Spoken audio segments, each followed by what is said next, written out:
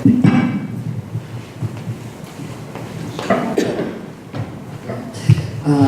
dan, dober večer, lepo pozdravljeni, hvala za povabilo, hvala za uvod, ste mi že vzeli uvodno besedo. Ampak vseeno se mi je zdelo, da preden se lotimo tega najbolj znanega in branega jezera, da vsem dodam še nekaj malenkosti o tebi. Rojen si leta 67 v Mariboru, danes je v dnevniku izjava dneva tvoja, da je Ljubljana največje štajersko mesto, ne? Tretje, no, ampak skratka štajersko mesto. Kot ste že gospa upozorila, je Tadej napisal leta 2010, oziroma je 2010 dobil Kresnika za svinjske nogice. Potem je sledil mladinski postolovski roman Zlati zob, pa autobiografija Petra Vilfana, Gorana Dragiča, Zorana Predina. 2013 je šel roman za odrasle Ali goma je in pa zgodba za otroke Kam je izginila Prina. In 2017 je išlo Jezero, prva kriminalka. In omenila ste Playboya s slovitimi in dobrimi intervjuji. Če začnemo pri Kresniku, se mi zdi fajn z nagradami začeti. Letos si bil med finalisti, ampak zanima me, kaj se je zgodilo potem, ko si za svinjske nogice dobil Kresnika? Je bil kakšen večji pritisk? Si te nagrado občutil tudi kot pritisk? Češ, zdaj bojo vsi bolj pozorni, kako in kaj pišem. Oziroma me zanima, kaj je nagrada spodbudila? To je prav problem, ko se moram spomniti, kako je bilo. Na nek čudni način se mi je zdelo samoumevno, da bom dobil to nagrado in da bom po njej dobival naprej nagrade. Recimo, naslednja knjiga, ki sem napisal po svinjskih nogicah, je bila Kam je izginila Prina, ta otroška, mladinska, pa tudi za odrasle, kako vrneš, lahko berejo. In sem bil zelo razočaran, ker nisem dobil nagrade na mladinske knjige, ki je bila takrat nekih 12,000 evrov. Ker se mi, še dan se mi zdi, da je strašno uspešna knjiga. Mislim, da je strašno dobro napisana knjiga. Ne? Podobno pri Ali goma je. To sta bila dva taka precej strela prazna, kar se tiče, pa dobro te nagrade, to me ni toliko bolelo, ampak nobenega dneva ni bilo. Ne, mislim, niti pri bravcih je dost, in to mi ni šlo najbolj v glavo. To, da nisem dobil nagrade potem, kasneje, do današnjih dni, ki prav pomislim, je po svoje dobro. Ne? Ker če bi dobil te nagrade, kar je nekno za vsako knjigo, potem začneš po moje, se začneš ravnati potem. Ne? Poskušaš uganiti v komisije, na nek žirije, na nek način zgubiš ostrino. Jaz dobro pišem, če to delam z nekim revoltom, če hočem na nek način nekomu nekaj pokazati. Zdaj, če bi pa poskušal biti všečen, bi bilo to kar damo celo slabše. Zanimivo je tudi to, da recimo kljub temu, da so nagrajenci Paljetov, Kresnik ali Prešernov ali karkoli, so vedno deležni velike medijske pozornosti, velike intervjujev, velike člankov, velike kritik, ampak izčrpajo pa te nagrade ne samo avtorje na nek način, ampak tudi medije. In se mi zdi, ko delam kakšne PR-je opažam, da mogoče ni nujno dobro, da so dobili te, ki jih promoviram nagrado, ker mi reče, malo smo se spraznili, pa imeli smo ga pred enim letom. Tako, meni se te nagrade fantastična stvar in jih ljudem prvoščam, hkrati pa opažam drugo plat, ne? Mislim, kar se tega medijskega pojavljanja tiče, sem jaz precej svež, ne?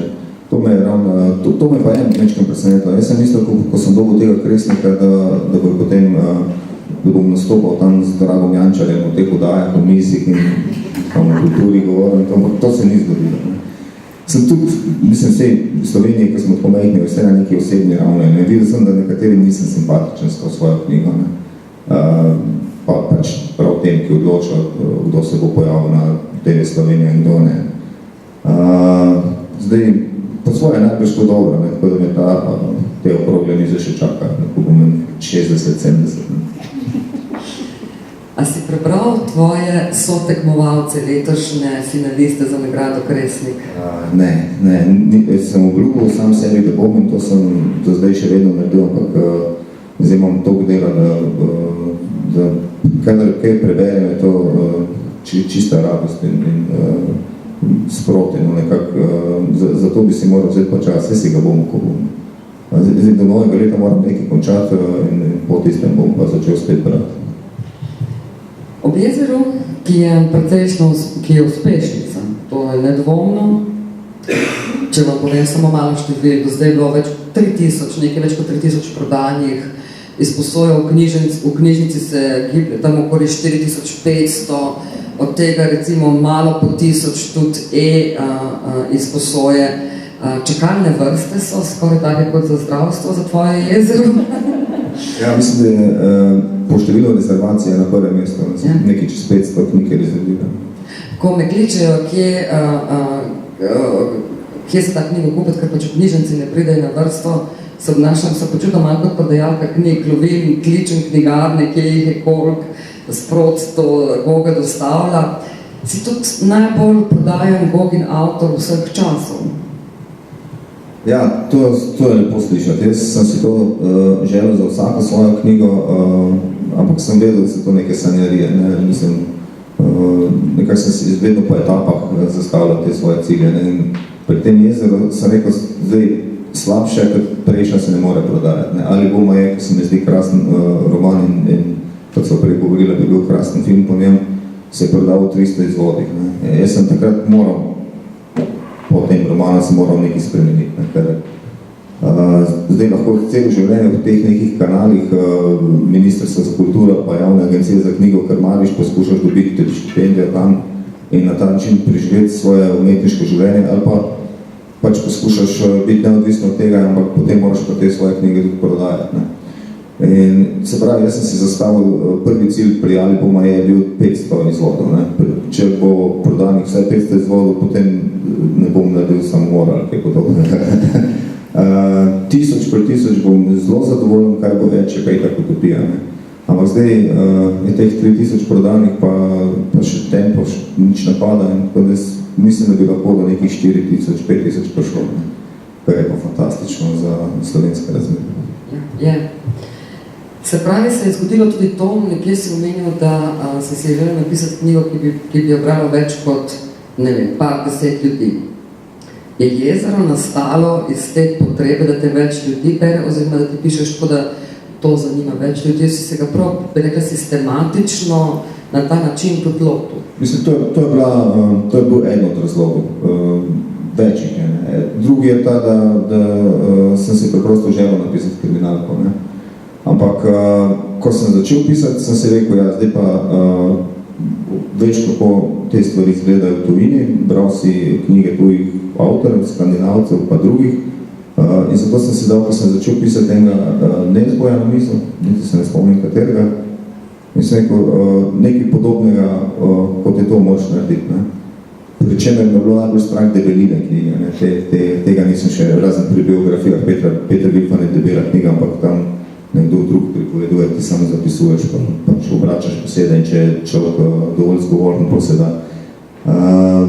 In sem rekel, da se bom držal nekaterih stereotipov, ki jih ti skandinavci veselo zlorabljajo. Moj inšpektor bo tako, kot je njegov, bo imel krizo srednjih let, se pravi, bo tam nekje med 40 in 50, bo alkoholik, ker bo zaradi nekih notranjih bojev pač podlegel temu. Ampak bolj, ko sem pisal, bolj se mi je to upiralo, ker je res taka neznosna šablona. In jaz pa nisem hotel dati od sebe slabe knjige, ne glede na to, da sem hotel to stvar prodati in da je pač kriminalka. Zato sem bolj nečkem zadel stran od tega in je pravzaprav ostalo samo od skandinavskega, ostalo samo debelina knjiga in pa slabo vreme. To je tvoj glavni učitek skandinavcem, ki so tako zelo popularni in znani, ker so preveč šablonski. Ali te moraš... Skandinavci so, mislim, brihne so, učiti se je treba od njih. Pravzaprav niso izgubili nič od tistega, s čimer pač, kar prodajajo. Oni so samo zapakirali nekatere stvari, ki so že prej bile, recimo, v teh, ko je agenčki obmokne, ima to brutalnost, ki so oni veselo povzeli, mislim, da so gledali vsi to. potem so dodali pač ta neizgovorljiva skandinavska imena in tisto depro s tistim vremenom, ki je tam 16 ur na dan je dežuje, ostale pa noč. To sem tudi sam doživel, ko sem bil sem tam v Estoniji pa Latviji. Ne ločiš dneva od noči, pa lepega vremena od slabega, tudi nekaj je vse isto. In so vse to nekako pobrali to noir vzdušje, vse to zapakirali in z marketingom uspešno prodali celemu svetu. Ne. In jaz sem rekel, zakaj se pa ne, jaz pač lepal na to foro, ne, in je recimo Miha Macini, ko smo se pogovarjali, rekel, to ne bo šlo, zato ker nihče ne pozna Slovenija kot dežele piscev kriminalke, sem rekel, se ne bom prodal kot slovensko kriminalko, ne, bom napisal, da je to skandinavska kriminalka. Ne. In se mi zdi, da če bo nek tak, zdaj seveda še ni prevedena, ampak se prevaja in ne vem, kaj bo v tujini, ampak se mi zdi, da če so Slovenci to požrli, ker so zelo kritični, predvsem do domačih avtorjev, da bi tudi v tujini šlo. 9 temi preden še prideva do jezera. Koga od slovenskih piscev kriminalk si prav? Je pred tabo nekdo, za kateremu si recimo ti stremil in si želel, da bi napisal tako dobro, kot je ta pred tabo, pa je istega rodu? Zdaj bom spet razočal noben, nikogar nisem bral. Tega inšpektora Vrenka sem na misli, pa ne vem, zakaj se nisem lotil. Vem, da so ljudje že pisali, prebral sem to Macinijevo kriminalko, pa takrat sem že svoje tudi pravzaprav narejeno. Niti zelo veliko teh tujih nisem bral. Ne.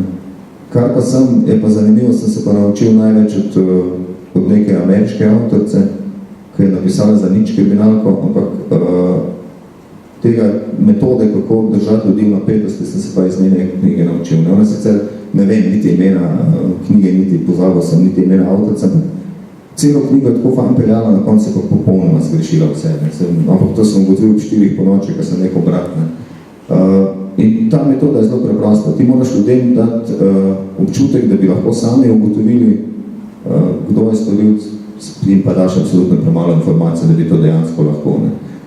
To je Agatha Christie z velikanskim veseljem počela. Ne. Jaz recimo niti enkrat sam, ko sem v srednji šoli bral, to nisem ugotovil, kdo je morilc pri Agatha Christie. Ne. To se mi zdi, če ti to uspe pri kriminalki, da vse drugo se bo že nekako razpletlo. Ste že omenil Agatha Christie, ko je bila na Bledu, je rekel, da je sem vprašala, če bo napisala kaj o tem, da so to prečudoviti kraji, prelepi, da bi jih mazala z umorom. Nekdo, ki pa knjige prodaja, mi je pa rekel, po mojem mnenju je Tadej Golob naredil tisto, kar Agatha Christie ni hotela in mogla. Agatha Christie, to moraš vedeti, kot te lokalci nekaj takega vprašajo, si vljudni in govoriš s komplimentom. Ne? V bistvu pa nihče na svetu ne ve, kaj je ta Bohem in težko bi prodala umor v Bohemijo. Kako, kje? Umor na Orient Expressu, to se sliši, ne? In so vsi tako je vedeli takrat v tistih časih, kje se je to zgodilo. Ne? Zdaj pa se pravi, so pa ti skandinavci s svojimi imeni poskrbeli, da lahko umor kjer pobrike in tako je vse. In da ga delajo ljudje z neizgovorljivimi imeni. Preden bi se čisto jezero spustila, me še nekaj zanima. Ti seveda si pisal, si bil novinar dolgo časa. A kaj pogrešaš? Vse še pišeš recimo TV kritike za vklop, ne? Ja, nekaj malega. Jaz sem se umaknil iz te periodike novinarske, zato ker je preprosto preslabo plačane. Od tega lahko samo umreš dan današnje, to za 20 let stare ljudi. Pa tudi vse, recimo, pisanje biografij, ki jih zdaj na veliko, nikoli bolj kot zdaj pišem, je na nek način novinarsko delo. Nek hibrid med novinarstvom in literaturo. Drugač pa ja, bi pogrešal bi ta stik z ljudmi. Kakorkoli sem dostkrat rekel, da bom v naslednjem življenju nek biolog, in to po možnosti mikrobiolog, da se ne bom ukvarjal s tečnimi ljudmi. Ampak vseeno pri tem delu spoznaš toliko zanimivih ljudi, da bi to zelo pogrešal, če tega ne bi več bilo. Ampak se še dogaja. Se mi zdi, da človek gre lahko iz novinarstva pa gre teže iz njega. Ne? Koliko si ti svojemu glavnemu junaku Taras Birsi v jezeru, koliko si mu sebe posodil, recimo? Kjerkoli se je dalo. On je nekoč bil plezalc, še vedno teče, če začnemo pri športu. Ja, to je, dosti ljudi sprašuje, koliko meni je v Tarasu Birsi. Na začetku je bilo precej, ampak potem se je pa obrnil. In jaz, ko sem recimo knjigo sem končeval na dopustu na Cresu smo bili, lani poleti. In do tega dopusta nihče ni imel prav velik, ne jaz, ne moja družina, ki sem jim ga pokvaril, kolikor se je le dalo. Zato, ker sem jim modil in sem moral to knjigo napisati in sem ta sentiment tega, da Taras se ne more ukvarjati z alpinizmom zaradi tega, ker se mora posvetiti družini, ker jaz sem to na nek način naredil, pa ne tako brutalno, skozi desetletja počasne. Se je ta neka jeza, ta žalost se je tako naselila vame, da sem bil jaz tam na koncu počitnic zagrenjen, kot je ta Taras, prav tečen sem bil. In sem bil vesel, ker sem ga odložil, da sem se ga znebil. To je zelo težko reči. Charles Bukowski je nekoč rekel na odgovorno vprašanje, koliko njega je v knjigah, je rekel vse popolno. Nekaj je, so pa tudi deli, ki sem pa jaz absolutno drugačen, kot je ta možak. Si predstavljamo, ko si zapisal, da dober kriminalist bo vedno ostal dober kriminalist, slab pa bo napredoval, praviloma od direktorja, šefa in tako naprej. In da rabimo te ljudi, ki se ukvarjajo z birokracijo, sem pomislil na novinarstvo. Meni gre, mislim, jaz teh mehanizmov najbolj ne razumem. Če recimo kdo v novinarstvu ne zna pisati, slej ko prej postane urednik. V redu, nekoga rabiš nekega koordinatorja, te članke premeče levo in desno. Zakaj ima ta človek dvakrat večjo plačo, ko jaz tega nisem zastopil. Ali pa recimo imaš na javni agenciji za knjigo, ker so ljudje zaposleni za to, da bi skrbeli za nas, ki pišemo in to, in denar za te zaposlene se nekako vedno najde, in to ni tako slab denar. Za te knjige je pa taka revščina, da na koncu več ne veš, kdo je tu zaradi koga. Ta mehanizem sem bolj uporabil pri tem. In verjamem, da je pri policistih zelo podobno. Nek dober inšpektor na terenu bo po moje samo iz kriminalista poštal višji kriminalist, direktor firme bo pa en drug. Ker je v bistvu dobro, nek naravni red stvari laufa, tisti, ki svoje delo upravljajo dobro, da ga delajo še naprej, ostali pa jih pri tem ne motijo. Ja, tudi na ta način tako gledaš. Kompleksnost Tare Birsa je, pravzaprav so vsi tvoji liki zelo plastični, ti jih opišeš na način, da so vsaj jaz jih lahko predstavljam v vsakodnevnem življenju, položaju. Seveda je pa Taras Birsa glavni enak, pa še posebej kontradiktoren in plastičen, ko se za ljudi spodobi. Je sistematičen, ima izdelan sistem, kako delati malo in učinkovito. Hkrati ima pa neke lastnosti, ima to jezo, ki ga poganja, lepo razložiš, da nekaj te mora poganjati in praviloma motivacije ni razum, ampak so čustva in njega poganja jeza. Hkrati ima pa neke lastnosti, recimo, a ste vi brali vsi že jezero? Čakate, v redu. To moramo vedeti, da povemo vse. Hkrati ima pa neke zelo mačistične elemente, recimo, ampak, ker me je mene, recimo, malo motila, ampak hkrati v celoti stvari mi je bilo pa všeč, ker je zelo plastičen človeški kompleksen. Ja, jaz, ko sem pri vseh svojih likih, sem se naslonil na neke žive ljudi. Tudi, recimo, pri teh stranskih likih sem imel neke svoje sodelavce iz prejšnje službe v glavi, pa pri direktorju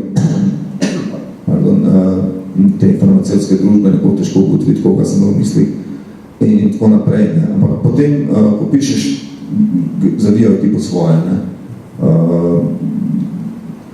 Zdaj, recimo, omenil sem že to debelino knjige, ta zelo pomaga, ker sem se moral, če sem hotel napisati debelo knjigo, sem se moral ukvarjati tudi z malenkostmi in zelo razčleniti te slepe rokave, ki prikrijejo pravega storilca, sem moral natančno razviti in se nek lahko, ker pač sem imel dovolj prostora na voljo. In zdaj seveda, pri teh lekih se vedno moraš paziti, da nisi stereotipni, da nisi neki putasti policaj, in tu zelo pomaga, če se nasloniš na realne osebe. Recimo, jaz sem se veliko pogovarjal z Dorianom Keržanom, to je direktor nacionalnega forensičnega laboratorija, in del pogovora je prav v knjigi taka, kakšnega smo naredila, ko govorijo o zločincih, ne. On je povedal na stvar, da povprečen zločinc je zelo neumno bitje. Ne. Recimo, da oni večino teh vlomilcev dobijo na ta način, da pustijo cigaret na kraju zločina ali pa popijo pivo, pa pustijo tam tisto steklenico, ne, da danes dobiš DNK. Takoj, ne. In tudi zdaj, ko delam v zaporu v Celje, enkrat na teden imam tam neke delavnice, sem tako malo okrog vogalov zvedel, zakaj so tam in sem videl, ja, da so na podoben način prišli v zapor. Da bi se dalo temu tudi izogniti. Mercko, kako zdaj, ko delaš, ko se pogovarja z zaporniki, kako to vpliva na tvoje nadaljevanje pisanja, bom rekla Jezera, ampak ohranu Boštjana Sabirso, ne? A ti njihov zorni kot spreminja kaj v drugem delu, ker si sam začrtal? Mislim, razširi mi neka obzorja. Ne? Zdaj, recimo ti, ki so v Celju zaprti, s katerimi se jaz pogovarjam, nikoli nismo govorili o tem, zakaj so v zaporu. Oni so vsi na nek način jezni. Ne? Najprej zanikajo, da so kaj naredili, ne?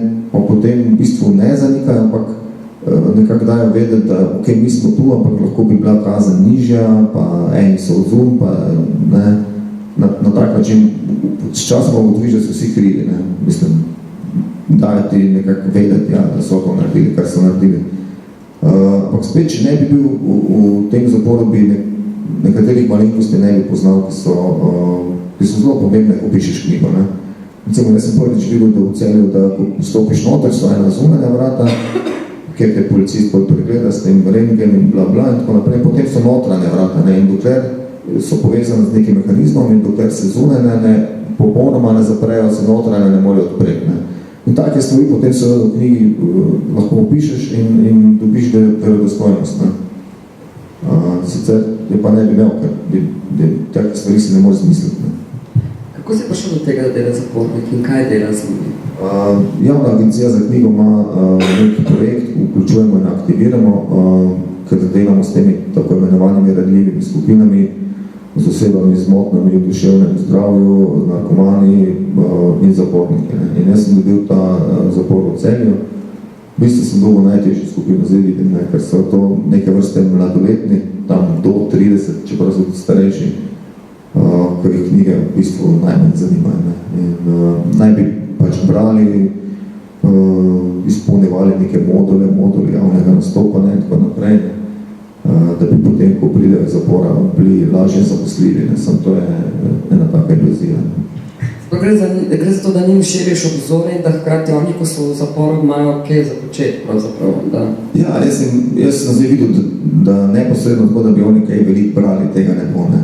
In jih poskušamo okrog ovinka dobiti lahko nekih 20 gostov, lahko imam, kaj to čez celo leto poteka. In jaz sem tja pripeljal Mileno Zupančič, pa Vlada Kreslina, pa Peter Vilfan je bil prejšnji teden tam, ko smo obravnavali te košarkarske biografije in to. Pa tega Doriana Keržana, kriminalista, ne, kar je bilo posebej zabavno, ker je približno polovico strpal not. Take zadeve, ne, da dobijo nek občutek, da spoznajo še neki drug svet, razen tistega svojega, ne, ki jih je pripeljal tja. V redu. So pa recimo, ne, ampak o čem govorimo, ne, zdaj, če bi jaz tukaj Vlada Kreslina pripeljal, bi bilo super in krasno, oni so ga pa ves čas sprašvali, če zna kakšno bosansko, ne. Ampak večino ljudi, ki si jih tja pripeljal, poznajo, vemo, kdo so. Ja, skoraj večino. Ne. Recimo pripeljal sem do tega mikrobiologa, ki mi je pomagal pri Jezeru in je bilo zanimivo, ker sem ga predstavil kot strokovnjaka za športno prehrano, čeprav ni, ker vsi zelo pač telovadijo, ne, vsi kvihtajo v tistem fitnessu so in potem jejo te beljakovine in proteine in jim je poskušal razložiti, da 200 gramov na dan in mogoče preveč, ne. Je ogromno. Koliko si pa, si se z kriminalisti, z mikrobiologom in tako naprej pogovarjal, preden si se lotil pisanja Jezera ali med tem, ko Jaz sem mislil, da bo šlo na ta način, da bom tam, kjer ne bom vedel, pač naredil X-e, ne, in bom te X-e potem dopolnil oziroma izpolnil, ampak ni šlo. Ne. Mene se je začel zapikati takoj že pri prvih stavkih, ne, ker nisem poznal teh činov policijskih, čeprav se to veliko da na internetu zvedeti, nisem vedel njihovega delovnega časa, nič, ne. In potem sem moral takoj začeti z njimi, ne. In imel sem to srečo, da sem pač prišel do tega Dorjana Keržana, ki mi je zelo pomagal, on me naprej napotil, da je Jožeta Balažica na prosekturo. Bil sem tudi tam pri njem, si ogledal te prostore, kjer poteka ta, kjer je razpeležajo ljudi in tako naprej. Da sem lahko opisal, kako iz hladilnika vzamejo truplo, ga prepeljajo kam, čez kater hodnik in to. Zelo sem se pozanimal, no, potem sem bil pri Aniti Bregar na Centru za socialno delo na Jesenicah, ker se en del zgodbe dogaja tam, bil sem na pokopališču na Brejski Dobravi pri tistih uslužbencih in moram reči, da so bili zelo so bili pripravljeni pomagati. To mene najbolj zanimalo, če si bil v teh laboratorijih, če so ti konkretne stvari razlagali, bil si na splošno govorili, kako poteka proces dela. Če si bil seznanjen s tistim, kar se trenutno počel in se tako recimo učil delati? Mislim, zdaj prav pri nekih postopkih nisem bil zraven, da se tudi ne može biti, da ne bi kontaminiral, kot se reče, teh dokazov. Bil sem pa recimo, ta Jože Balažic mi je pokazal eno lobanjo, enega škofjeloškega, nekoga, ki je umrl zaradi strela z malokaliberskim orožjem. Tisto lobanjo še danes uporabljajo pri študentih medicine, ker človek se je zgrudil po tleh in so si mislili, da je kap zadela in šele pri obdukciji so ugotovili, da ima kroglo v glavi. Ne? In morilca še danes niso našli. Ne? In to sem tudi uporabil recimo v knjigi, ne? Del tega. Nadaljevanke, ki so tako popularne, te kriminalistične, odsevajo pravo delo kriminalistov in vseh upletenih ali pretiravajo? Pretiravajo v hitrosti. Ne? Recimo, jaz sem zvedel, Dorjan mi je povedal, da oprema, ki je v teh nadaljevankah dejansko obstaja, ne? In on je zdaj tudi maja. Včasih so, ko so te nadaljevanke se začele, so jih vsi naši kriminalisti gledali in so imeli bolj slabšo opremo, zdaj s tem novim centrom pa imajo tudi vse to. In vsi ti postopki dejansko so možni oziroma se dogajajo, ampak precej počasneje grejo. Ne? Ta analiza DNK, to ne pride v 2 urah, to traja 14 dni, celo mesece dolgo. Ne? Ti zaporniki so se najbolj pritoževali, da DNK, da so čakali, en je rekel po 2 leti na to. Zdaj časno. A so potem vsi ti, ki so ti svetovali, prebrali Jezero, preden je išlo?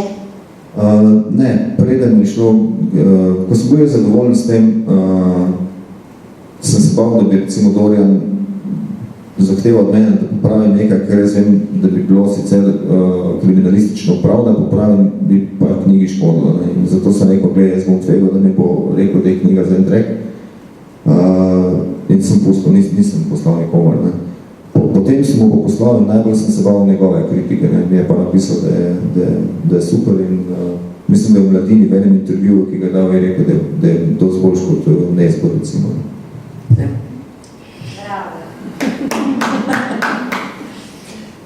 Tisti, ki ste brali, tisti, ki niso. Začne se seveda s truplom, brezglavem in potem se razplete zelo pestra zgodba in pri Skandinavcih, recimo, jaz lahko zaslutim nekje na sredini kampas, dacum ali kdo bi v tega biti moril.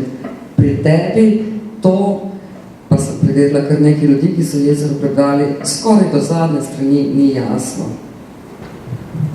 Jaz sem vedel, da se mora kriminalka končati takoj, ko zveš, kdo je morilc. Čisto do konca, ko sem pisal, nisem vedel, kako mi bo to uspelo. Ne? In na to sem pisal najbolj ponosen, da sem razpletel tako, da je recimo v 41. delu se peljajo po morilca, pa še zmer v bistvu samo slutimo. Ne? Takrat se že da vedeti, prej pa ne.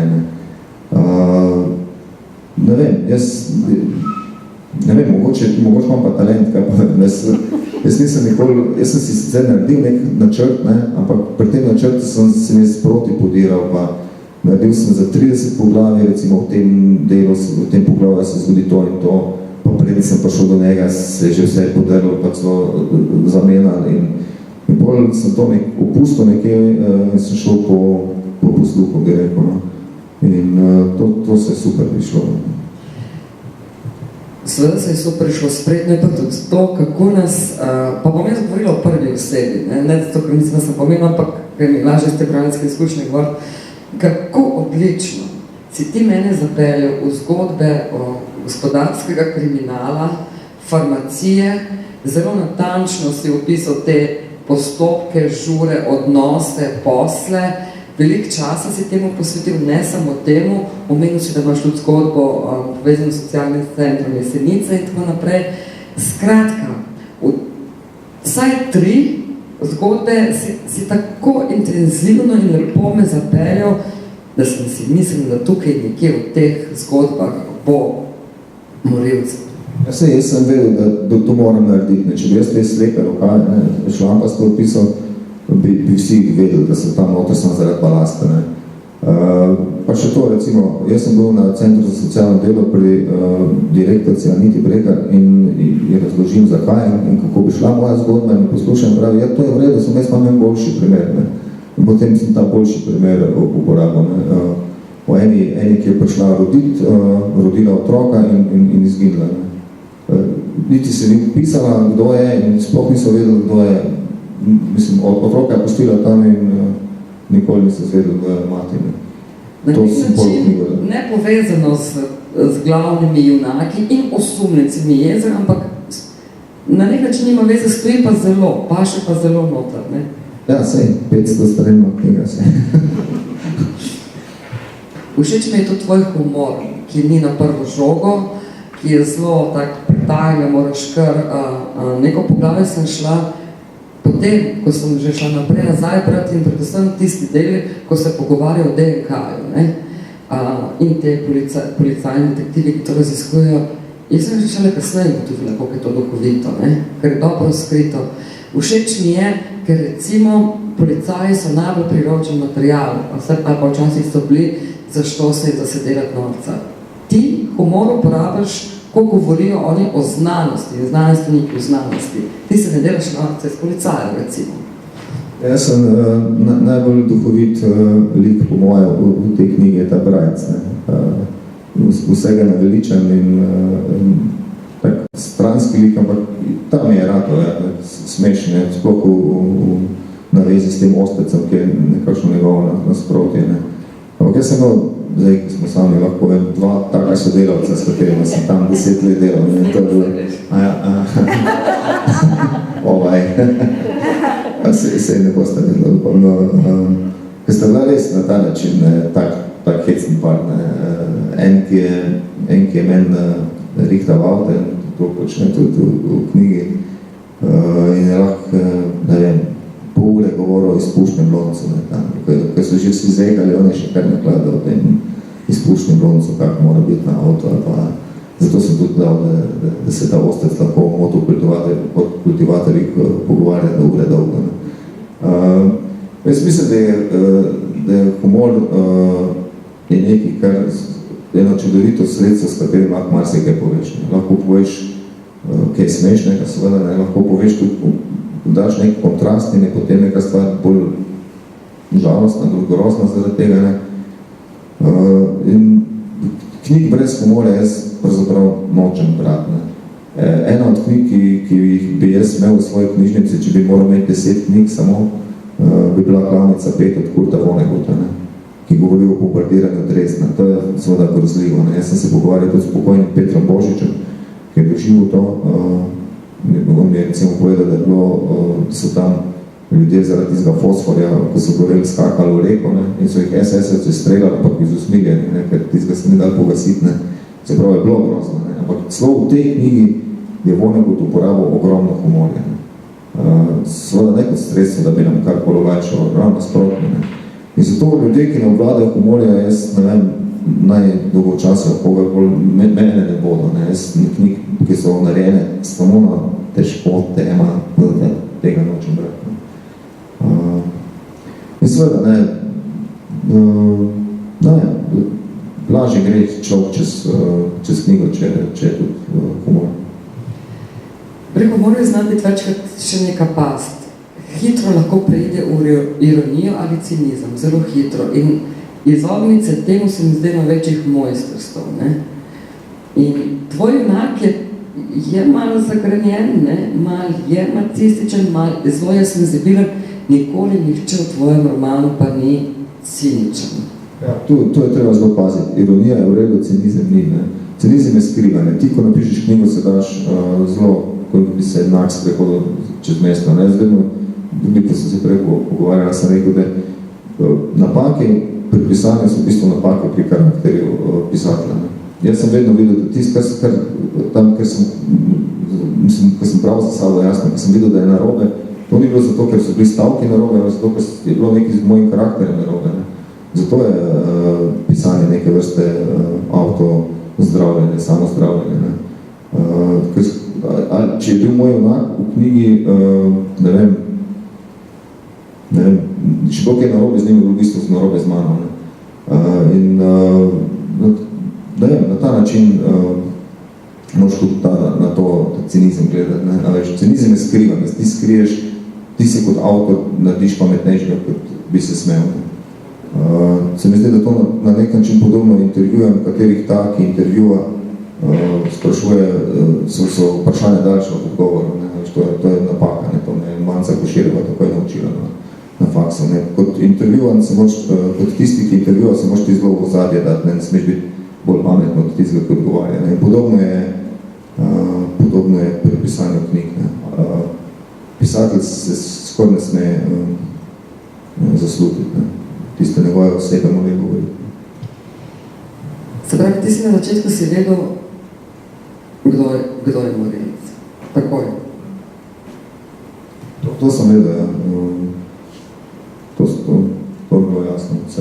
To je bilo edino, kar sem vedel. A je pričakovalna reakcija, da v bistvu sočustvuješ s tem morilcem? Jaz sem nek trenutek zelo razumela. Ja, če morilce seveda ne odobravaš, ampak če morilce ne razumeš, potem ni tako, mislim, potem je narobe nekaj,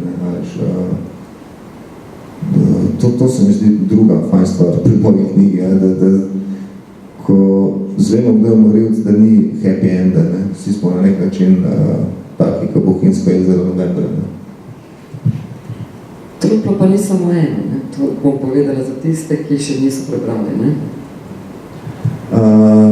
Koliko trupel bi ti rekel, da je v redu, da ni preveč? Si imel ki ti rekel okrog tega? 1 na 150 strani. 300, če se ne motim. Ja, 300. Tu sem se večkrat zgledoval po umori na podeželju. Tam enega ubijajo na začetku, potem pa še na 2. Zato, da je ta napetost vzdrževanja. Da enkrat bi rad obiskal tam nič samo, ker to mora biti najbolj morilsko podeželje. Ja, mislim, tam me zanima, če še kdo živ. Več je teh zaselkov, v bistvu je pa tako res razumel, jaz to zelo rada gledam. Ja, jaz tudi. Na prvi barna bi bil boljši tudi. Ja, ampak le se zato na noge navadila. Tako bi sem se navadila na Frosta pa na njegovega asistenta, ki potem ima posebno serijo. A ti to gledaš, te nadaljevanke? Te angliške gledam. Te CSI pa to ne. Se mi zdi, ko tam neke forenčiča, ki v mini krivih našminkane, te pa streljajo benem. To je prenaivno. Ampak te pa rad gledam, te angliške, ker so zasnovane na teh karakterih čudaških angliških. To pa zelo rad.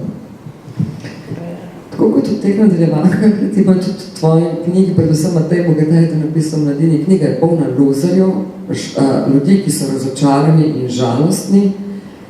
Se mi tudi jaz občutila, ampak vendar se mi je zdelo premalo jih označiti za luzerje in žalostne ljudi. Ja, to ne vem točno, kje je dobro. Na nek način smo vsi luzerji in žalostni. Že to, da enkrat umrli, je dovolj velik razlog, da smo malo žalostni. Ne vem, mislim, jaz mislim, da se vsak človek enkrat sooči s tem, da mu ne gre, da je v nekem obdobju življenja ali lahko komplet življenje loser. Nekaterim bolj uspe, ampak tudi oni imajo svoje težave, ne, jaz opisujem to zdravniško kliko tu not in vsi vemo, ne, da mogoče imajo več denarja, ampak kljub temu imajo neke svoje težave. Ne poznam človeka, ki na nek način ne bi bil kdaj tudi loser. Ja, pomeni, če si loser, pomeni, da si vedno izkos, ne? Ja, seveda. Pa tudi seks je ravno prav to, kakor trupel v tvoje knjigi. Ja, s tem, da pri seksu sem se že davno naučil, kako obstaja neka mednarodna nagrada za najslabši opis seksa, jaz se ne bi rad dobil, zato vedno sem pripeljen do seksa in potem je suspens in drugo jutro se dobil na kavi. Mi bravci razmišljamo, kako to sem se naučil.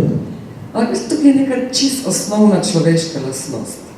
Ta razbirsa je ljubosumila svojo ženo, ko odkrije, da je leta nazaj imela enega ljubimca, hkrati se pa on spusti v kratko afero sodelovko, to lahko povemo.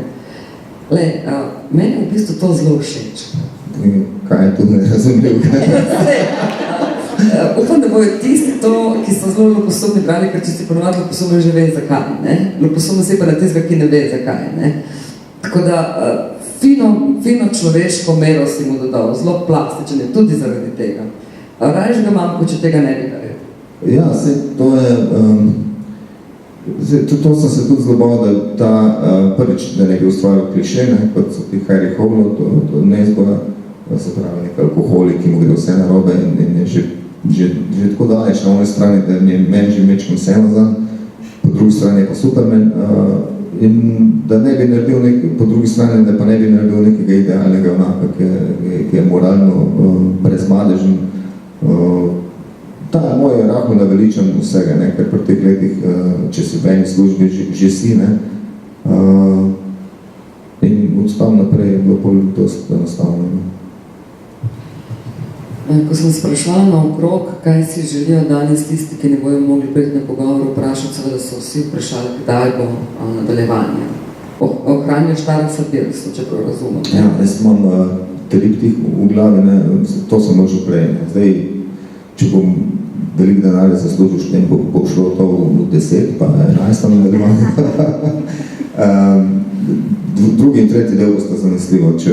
Zdaj, jaz sem mislil, da bi že letos jeseni šel drugi del, oziroma nadaljevanje, pa nisem uspel, ker sem imel že prej nekaj stvari dogovorjene in moram tisto najprej končati. Tako da sem to predstavil za 1 leto in bo na knjižnem sejmu v Ljubljani naslednji let. Drugi del bi šel. To so neki načrti. Skupna rdeča nit bo ta razbirsa, njegovi sodelavci. Ja, ekipa ostane isto, seveda bojo eni doživeli infarkt, eni bo pobralo, mislim, precej, bom poskušal biti v slini z njimi, ker sem začel sem jih imati kot neke svoje otroke in sem jih zelo smihljal, vem, da bojo šli skozi pekel, ampak čim več jih bom probal ohraniti živih, vse to. Eno vprašanje tudi vezano na nadaljevanko, ki bo začela nastajati, čeprav razumem zaenkrat na nivoju scenarija. Zaenkrat je tako, da sem jaz podpisal pogodbo z RTV Slovenija za odkup avtorskih pravic. Zdaj bi morala slediti pogodba za odkup scenarija, ker je ekipa 4 nas je, 2 režiserja, se pravi Miha Hočevar, pa Matevž Luzar, pa scenarist iz Beograda, Srđan Koljevič. In jaz bi moral do začetka decembra narediti scenarije za teh 6 delov. Oni zdaj delajo razrez scene in to, jaz bi pol te scene napolnil z besedami. In če bi bilo vse v redu in če se bo našel denar in če bo vreme, se pravi sneg, bi naj februarja snemali. Ne? Ampak zdaj z RTV Slovenija že bi morala kakšna pogodba sveža preleteti, pa ni, ne? Tako da ne vem, kaj se točno dogaja. Predlagam ti, da si zelo radoveden, kar se tiče pogodbe. Da sam nas opozarjam. Mene delo pri filmu zelo veseli po eni strani, po drugi strani pa se ga pa rahlo bojim, ker vem, da tam nisi sam svoj gospod. Ne? Jaz, ko pišem knjige, dobro, se urednica doda svoje, pa bravci, ki jim tam prej prebrati povejo, pa jaz to upoštevamo, pa ne. Ampak v 99% je to moje delo. Ne? Film pa ne bo moje delo. Ne? In Matevž mi je rekel, da naj se kaj pripravim, da bom skoro v vsakem primeru rahlo razočaran. Sem z neko tako zdravo flegmatičnost se lahko tega. Se ti zdi pa, ne bi pa filma popolnoma prepustil nekomu drugemu in scenarija? Mislim, če bi me klical Martin Scorsese, bi ga vprašal, če me kaj nucam. To bi naredil, ja, ne, pa s dovolj velikim številom nul na koncu. Ne, bi pa rad bil seveda zraven. S tem, da jaz v filmu samim, mislim, o delanju filma ne vem nič. Ne. To vem, da ne vem. Ja, ne, zato Daniel Craig nima časa, da bi bil ta razbirsa, ne, kako že. Imaš to, lahko predlagaš, kdo bo igralci, kdo bo glavni lik? Je to v tvoje moči? To je naslednji problem. Zdaj, če se bo to snemalo februarja, ne, v Hollywoodu, če bi to bil Hollywood, recimo Will Smith, ki se je pripravljal za vlogo Muhameda Alija v tistem filmu, ki je po mojem super film, pa nekako kar spregledan, on je 1 leto treniral po več ur na dan, zato da je lahko to odigral. Ne. In zdaj, da tale se dost fit. Tako, v katerem filmu govoriš vprosto? Ali. Ali, aha. Ja. In zdaj, to bi se pa ne snemalo februarja, mi pa rabimo enega zdravega 50-letnika, ki bo fit in bo laufal. Ko greš gledati po slovenskih igralcih, je tu taka velika luknja.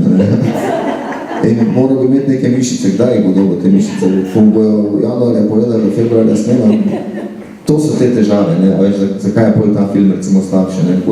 Če se bo februarja snemalo, noben igralec še zdaj ne ve, da bo to se snemalo. Ne? Se pravi, boš lahko, bojo igrali tisti, ki bo imeli takrat čas. Ne? Verjetno ne najboljši, ker najboljši so zaposleni. Ne?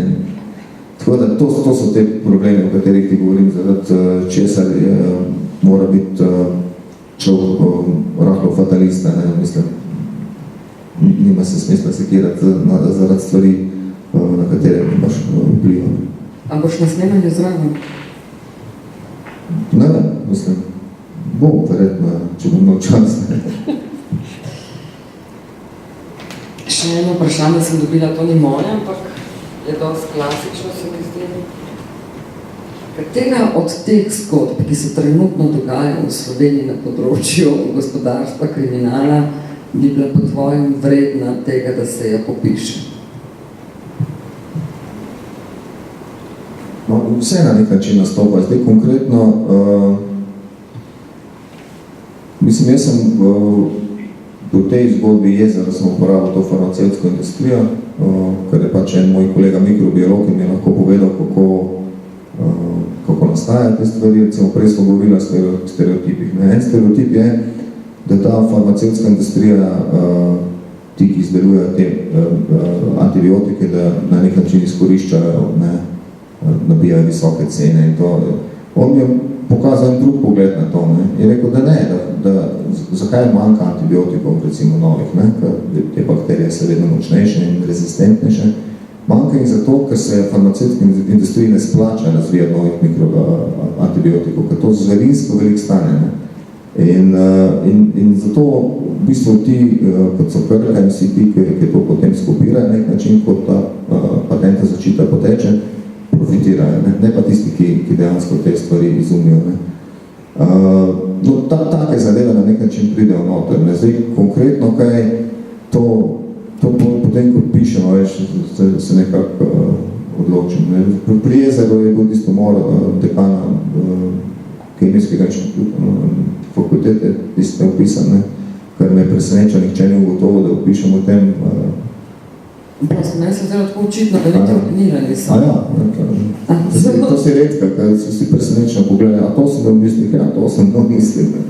Ne, tako sem pravila, sem se tudi spomnila poročilo v tem odmoru in sem se spomnila novinarskih prispevkov in povezovala s tem, kar si ti napisal, da je šlo za to.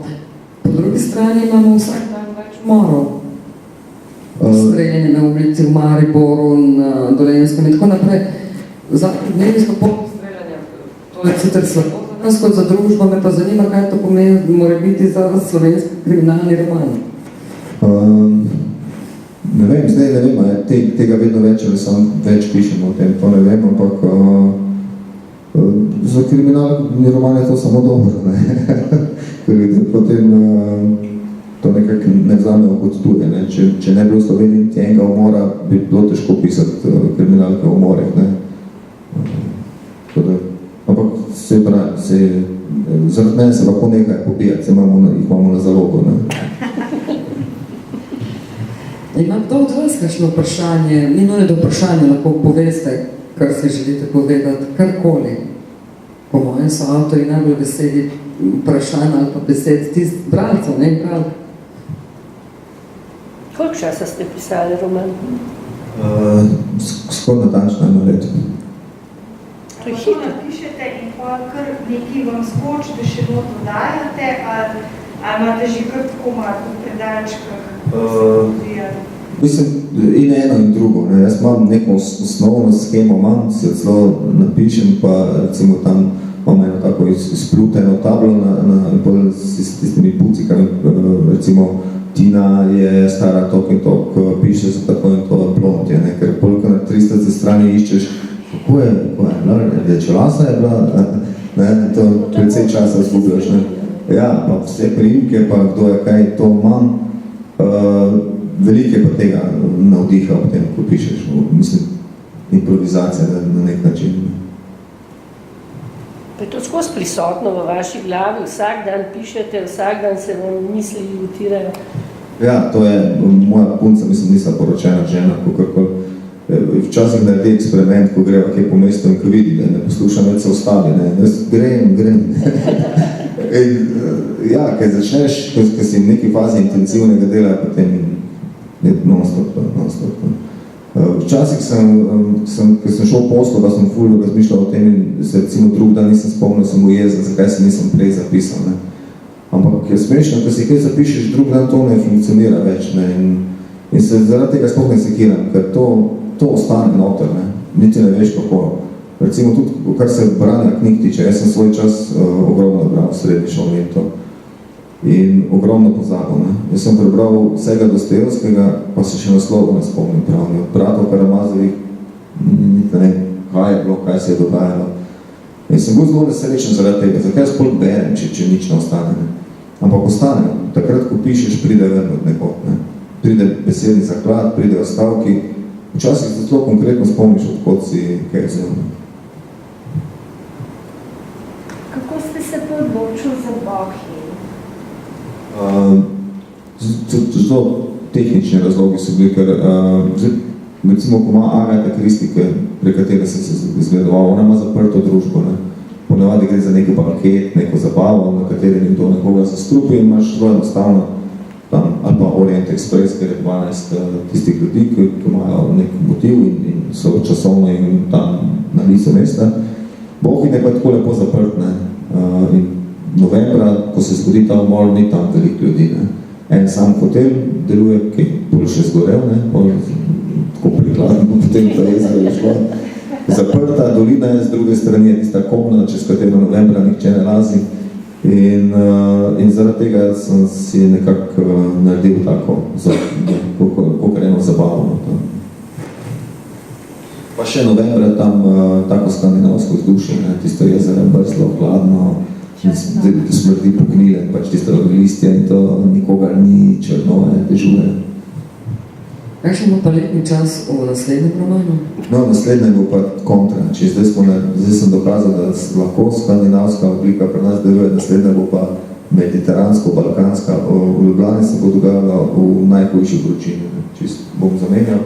Tretja pa mislim, da bo v Sarajevo, da bomo šli še bolj eksotično.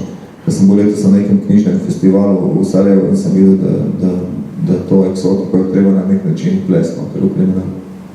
Zapravo, še ta razbirstva na nek seminar si bo zgodil umor in bo to raziskoval? V bistvu imam tako narejen, da bo nek umor na slovenskem veleposlaništvu, ki je po nekem mednarodnem pravu, ne vem, ozemlje Slovenije, ampak seveda bojo poslanci to raziskovali, en nadut veleposlanik bo, ko bom tudi mušter za njega, ker sem tudi že spoznal to vrstne ljudi, in bo Taras kot neke vrste mediator, ne, ker je totalno neprimerna oseba za to.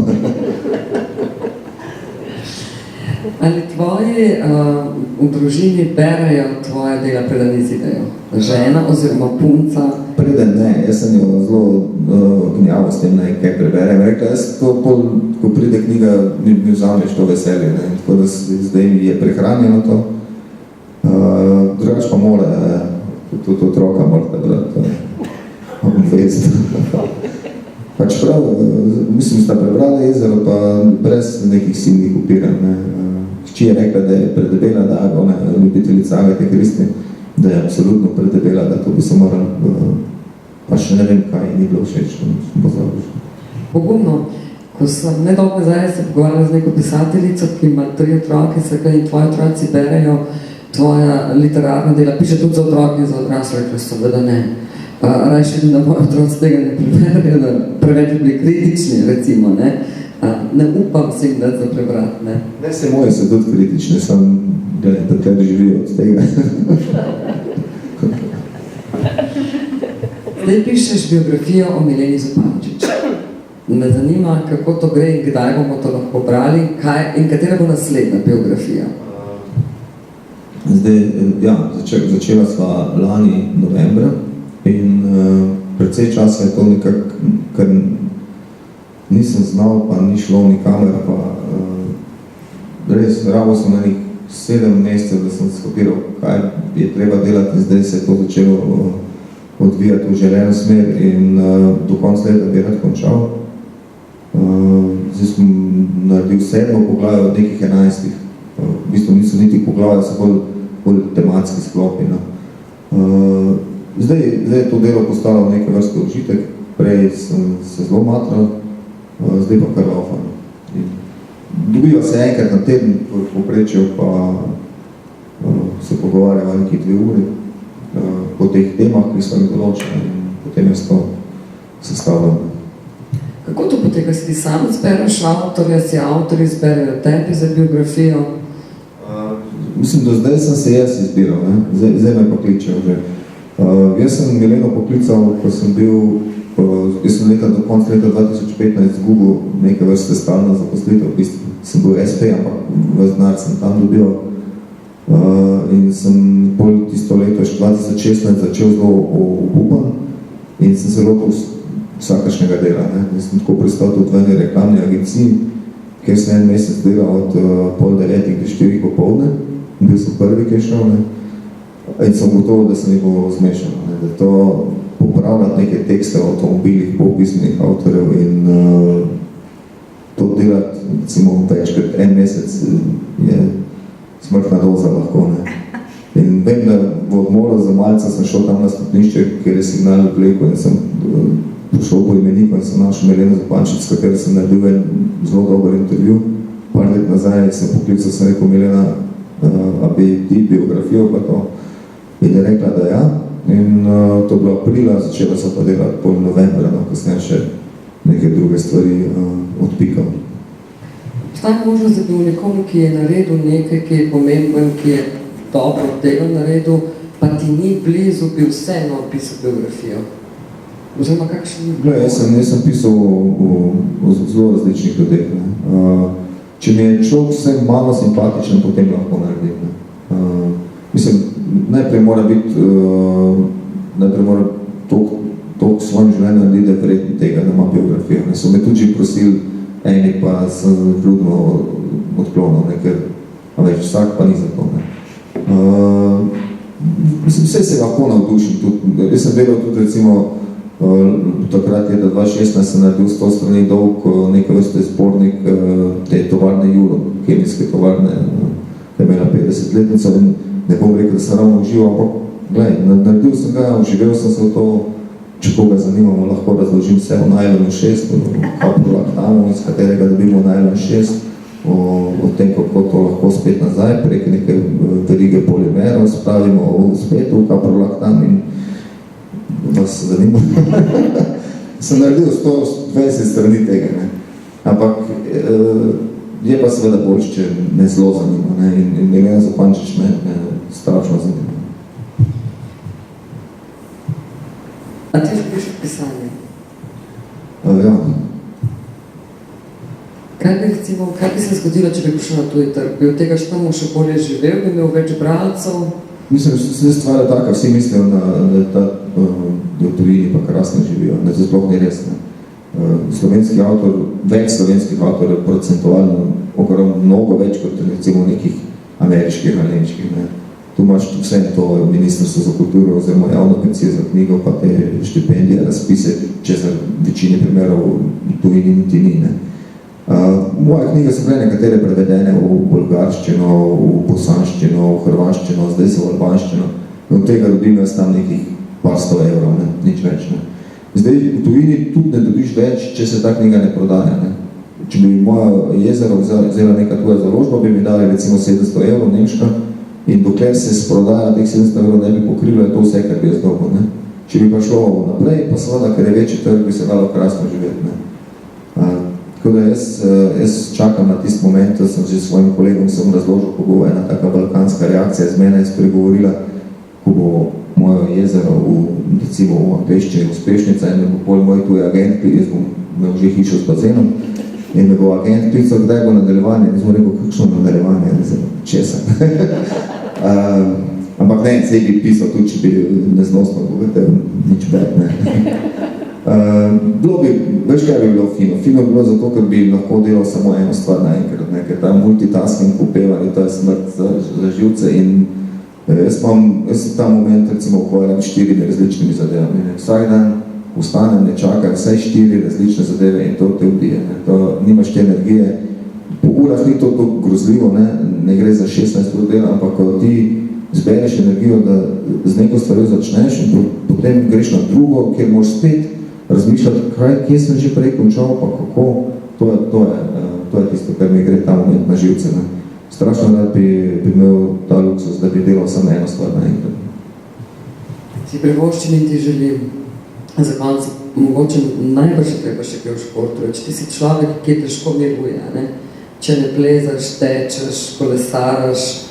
Ja, zdaj sem v enem takem depresivnem obdobju svojega življenja. Lani novembra sem se pretegnil tu neke narastišča mišic na Komovcu in ker nisem mogel dati miru, sem pol šel do ene znanke, ki mi je dala blokado, to se pravi neko injekcijo s temi analgetiki in ne vem čim. Tiste je prijelo, super sem lahko plezal naprej, dokler ni se sistem zlomil in zdaj sem bil pri terapeutu in je rekel, da sem sistem precejšno štalo naredil. Ne? Tako da zdaj hodim na fizioterapijo za ta Komovc. Sem rekel, ok, v redu, pač ne bom plezal nekaj časa, bom pa tekal in laufal po hribih in to in dan zjutraj me je uščipnilo v križu. Tako da v naslednjem delu bo imel ta raz precej dela s fizioterapeutom in podobnimi. Še zadnja priložnost. Ali vi poznate besedo dolgčas? Jaz sem jo poznal, ko sem bil v srednji šoli, jaz sem to poznal. Zanj sem rekel ravno svoji ženi, da bi enkrat rad spet doživel to, kako je, če ti je dolgčas. To sem pa res, ta sentiment se pa zgubil. Ko bo želel na tisti eni knjigi v hiši z bazenom, ne boste zadovoljni takrat. Niti ni nujno, da bo nastalo več. Ja, sej človek je čudna žival, ne, vedno na koncu nekaj manjka, ne, če bo imel hišo do zdaj, bo pa pogrešal, da nisem bil bazen. Ampak bom nekako preživel.